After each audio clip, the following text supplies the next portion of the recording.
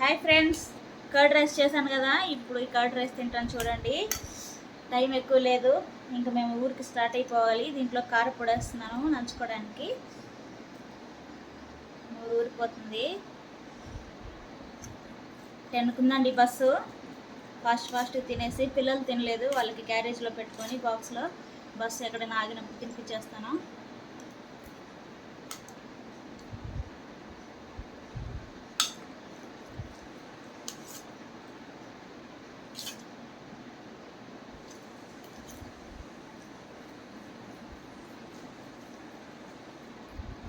గుంటూరు మిర్చి అమ్మ ఘాటు.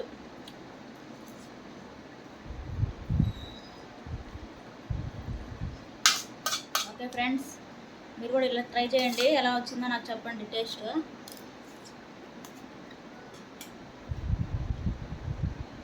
So bye friends, please subscribe to my channel.